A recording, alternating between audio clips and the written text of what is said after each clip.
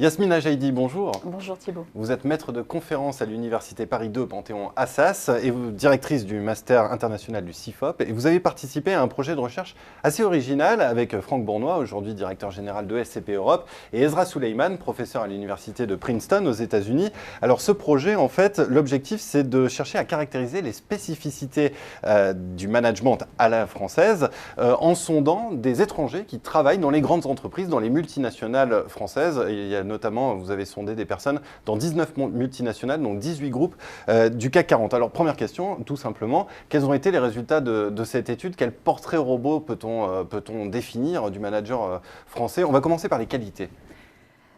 Tout à fait. Alors, c'est une grosse étude, comme vous l'avez dit. C'est plus de 3000 personnes qui ont été interrogées et on a réussi à caractériser le manager français. Alors, caractéristiques positives qui nous ont agréablement surprises, c'est tout d'abord d'entendre dire que le manager français du CAC 40 est quelqu'un, en moyenne, qui est plutôt humain, très soucieux de la qualité de la relation qu'il a avec chacun des membres de son équipe.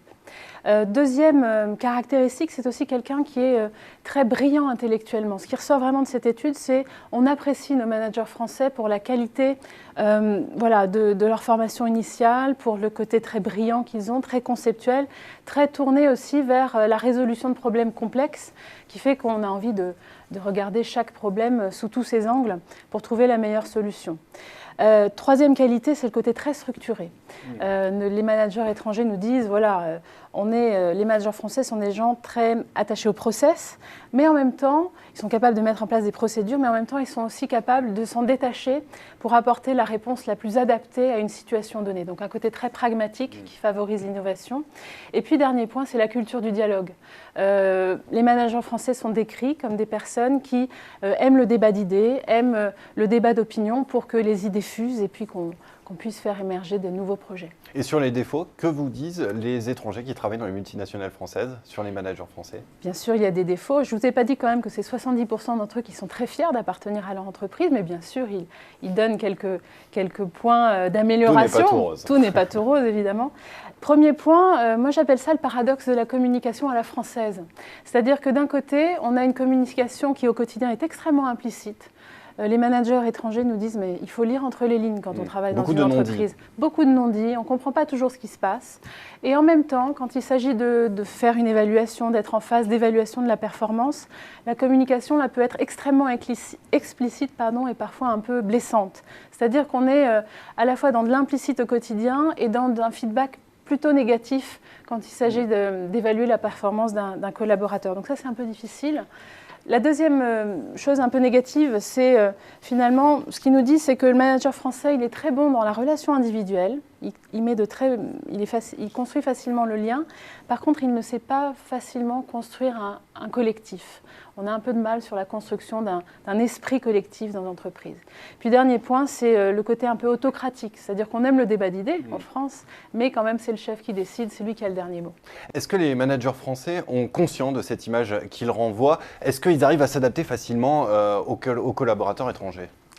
Alors, quand on a vu les entreprises et qu'on leur a un peu dressé ces portraits robots, de toute façon, ensuite, on est aussi en mesure de faire des portraits différenciés selon les entreprises. Et en fonction de chaque culture d'entreprise, en général, les managers ça confirme des choses qu'ils savent. Par contre, ce qui les a surpris, c'est de se comparer à d'autres et de constater que, par exemple, dans une entreprise donnée, on est considéré comme beaucoup plus implicite que d'autres entreprises du CAC 40. C'est de réaliser que finalement, chaque entreprise a des traits de culture propres, très implicites, ou bien très hiérarchiques, ou bien, au contraire, très dans la construction d'un esprit collectif, parce qu'il y en a aussi qui sont comme ça. Et c'est ça qui les a surpris, c'est de se comparer, de voir les différences qu'il y a entre chaque entreprise du CAC 40. Et les collaborateurs étrangers, est-ce qu'ils arrivent à s'adapter facilement à ces spécificités françaises? Comment est-ce que cela se passe, leur adaptation? Qu'est-ce qu'ils vous racontent? Alors, ils nous racontent déjà en moyenne que ça leur prend quand même une année pour s'adapter à la culture française. Et ce qui est intéressant, c'est de regarder aussi les réponses par nationalité. On a quand même 96 nationalités différentes dans notre échantillon. Et on constate par exemple que les Anglais, les managers anglais, les managers américains sont ceux qui mettent le plus de temps significativement, d'un point de vue statistique, à s'adapter à la culture managériale française. C'est autour de 17 mois.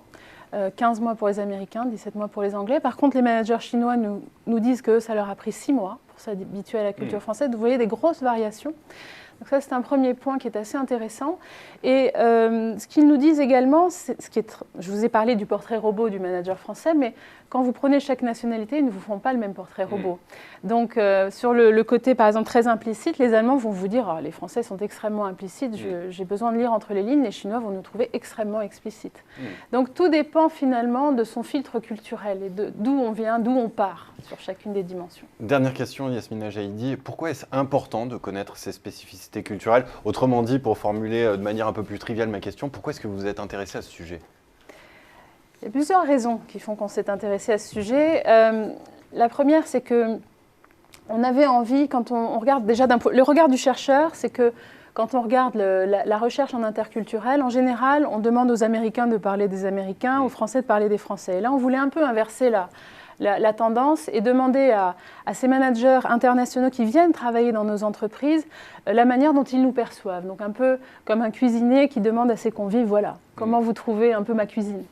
Ça, c'est une chose. Et puis, d'une manière plus pragmatique, on est parti d'un constat, c'est que ces entreprises, aujourd'hui, sont extrêmement internationales dans leur activité, mais le top management reste très français.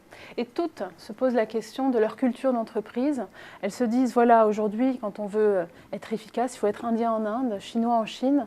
Qu'est-ce qu'il y a dans notre culture qu'il faut partager, garder et qu'est-ce qu'on doit adapter localement en fonction des spécificités des pays où on évolue. Donc il y a la question de l'interculturalité, pardonnez-moi, comme source de performance économique en toile de fond. De la prise en compte, oui, de cette dimension comme source de complexité, mais aussi comme levier de performance. Eh bien, merci Yasmina Jaïdi. Pour ceux qui veulent aller plus loin, je renvoie vers le site internet qui reproduit les conclusions de votre étude, frenchmanagement.com. Merci. Merci Thibault.